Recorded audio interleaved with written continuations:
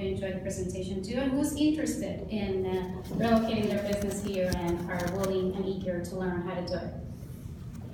There we go. Okay, well then let's start. Step one, understand the legal and tax framework in Puerto Rico. Obviously, you're considering relocating to Puerto Rico, so you need to understand the legal and tax framework. And as a matter for purposes of perspective, I want to make a small comparison here. Mainland, the U.S., has islands both in the Pacific and the Caribbean. Hawaii, in the Pacific, however, was part of the Union since 1959. On the other hand, Puerto Rico is an unincorporated territory. And what does this mean for Puerto Rico for tax purposes? This means that basically, entities that are organized in Puerto Rico are treated as foreign entities for U.S. tax purposes under Section 957 of the U.S. Code. What does that mean for me? That means that if you relocate your business in Puerto Rico under a corporate structure or under an LLC, your company will not be subject to U.S. taxation, will not be subject to a U.S. jurisdiction unless you are engaged in trade or business in the United States. That makes the Puerto Rico tax system particularly relevant because it's the only taxes that will be applied to your business. Therefore, you need to understand what is the tax system in Puerto Rico. Tax system in Puerto Rico, and the main tax law is the Internal Revenue Code of 2011, which is based on the U.S. Internal Revenue Code of 1986. It's a little less bulky though.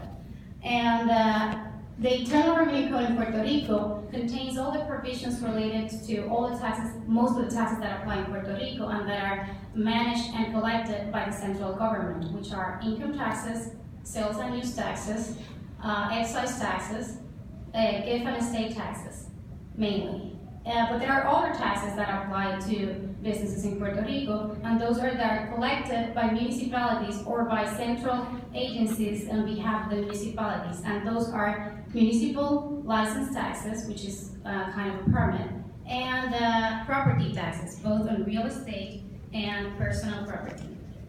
However, these are the main taxes, and that apply to every business that relocates to Puerto Rico. Puerto Rico, however, has relied on incentive laws for many years now to attract capital and to create development in Puerto Rico and to, most of all, create jobs. So in other words, if you relocate your business to Puerto Rico and you start doing business in Puerto Rico, under the regular rules, your entity will be subject to income taxes up to a rate of 39%.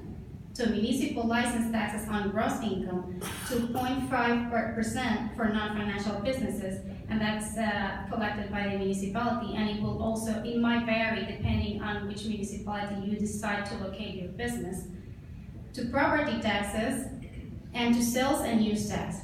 Basically, the sales and use tax, in the sales and use tax concept, the business becomes the withholder agent, not necessarily the taxpayer. However, you do have that responsibility as doing business in Puerto Rico. Those are the general taxes, as I said before. However, you might be eligible to request benefits under these or many other incentive laws that in Puerto Rico. Specifically, I'm going to talk about Act 20 and expert services, but there are other tax practitioners here that are going to talk about the other laws during the day, so I invite you to stay and learn about all the possibilities.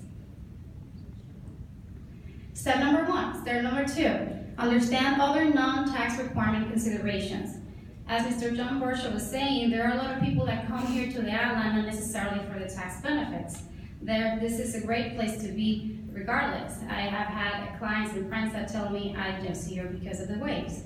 So Puerto Rico is a U.S. unincorporated territory. You needs passport to travel between the U.S. and mainland and the island. You have the U.S. currency. You have banking regulators under the FDIC with the deposit secures up to $250,000.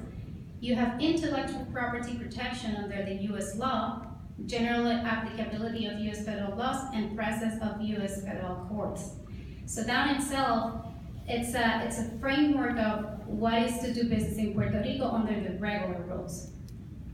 So Janelle, yes, now I understand, or sort of, the legal framework, the tax framework, and what is good to be in Puerto Rico.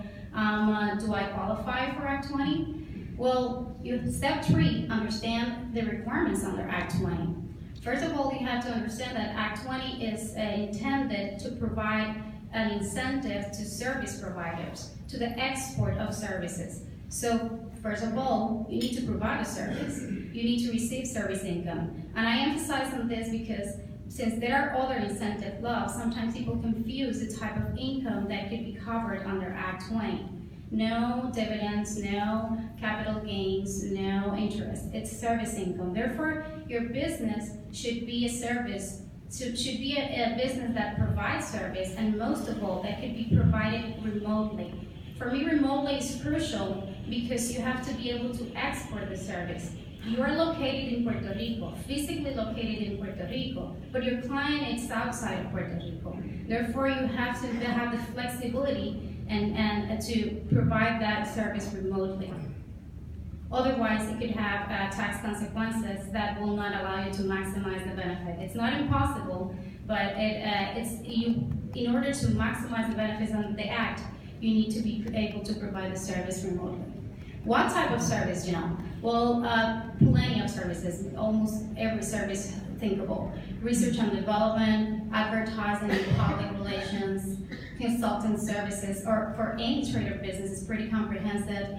Commercial art and graphic services, professional services as legal, tax, and accounting services, and so on. Call centers, shared service centers, medical and hospital services, including reference laboratory services, investment banking, and other financial services. So you've seen a lot of